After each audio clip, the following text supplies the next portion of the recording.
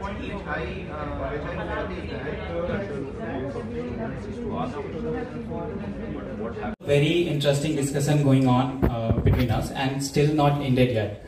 We still have to discuss a lot more things about it. So as we all know that we are even living in the COVID era. We all have different reasons not to take vaccines. Like elder people have different reasons, people from different backgrounds have different reasons. For example, there is something called as vaccine ignorance. Like if you haven't seen a disease happening to somebody, you haven't seen somebody facing a problem, why would you consider it important or necessary to even take the vaccine to yourself? Another thing is that there are rumors, like in case of polio, it was spread that the rumor was spread that कि अगर आप इसकी 2 drops लेते हो तो आप सिर्फ 2 ही बच्चे कर सकते हो. तो वो एक इशू हो गया कि लोग फिर इस वैक्सीन को लेने से इग्नोर करने लगे थे.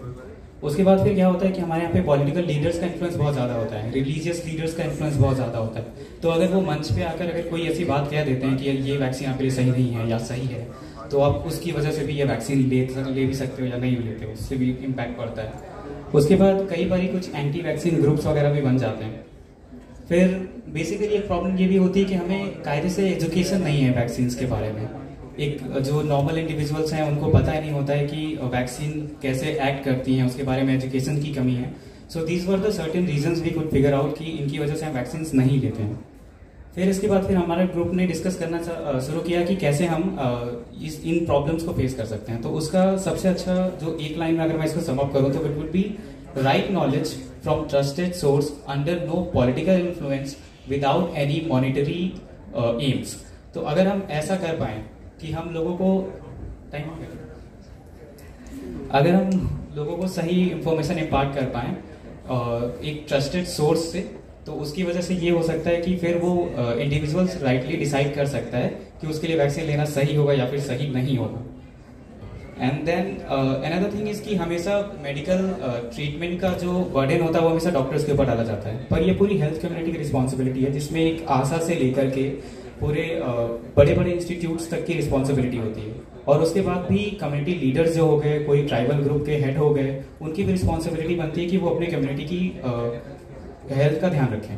तो उसके लिए इसमें ये चीज़ आता है कि हमें जो है जितने भी इंस्टीट्यूट्स हो गए उनको उनसे कम्युनिकेट करना चाहिए. कम्युनिकेशन एक बहुत इंपॉर्टेंट टर्मिनोलॉजी हमारे डिस्कशन में निकल के आई कि अगर वो पॉलिटिकल लीडर्स को समझा पाएँ या फिर वो ट्राइबल हेड को समझा पाएँ, तो उसकी वजह से ये होगा कि हम मासेस को डायरेक्टली ना एड्रेस करते हुए इनडायरेक्टली उन पे अपना इन्फ्लुएंस पहुंचा सकते हैं. हम जो राइट नॉलेज उन पे इम्पार्ट कर सकते हैं.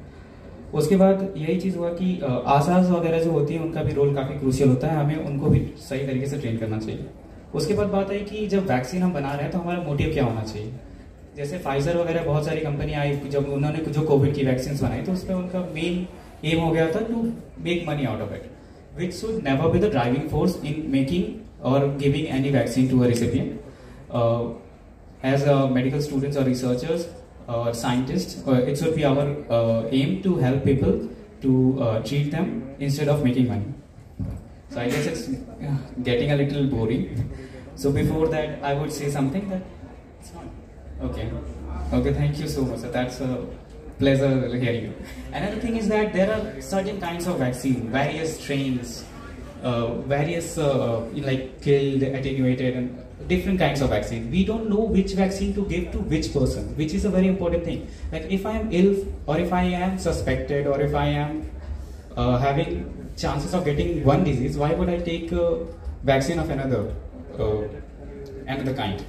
So it is very important that we should also screen the population that which vaccine is needed to deliver to which population.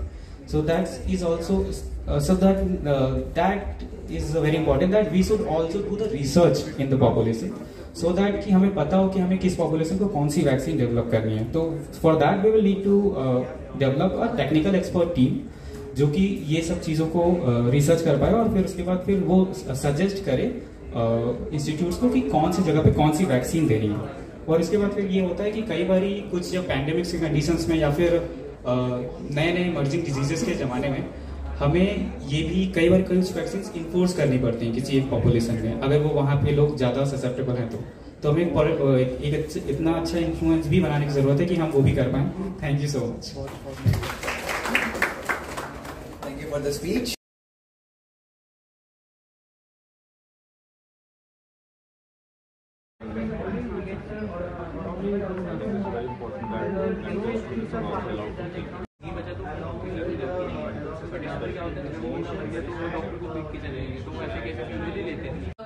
Background from medical law, IIMs, engineering. So people who were working for the interest of the nation were in their own fields found the need that they need a common platform where people from all the different fields can come together for the development of the nation.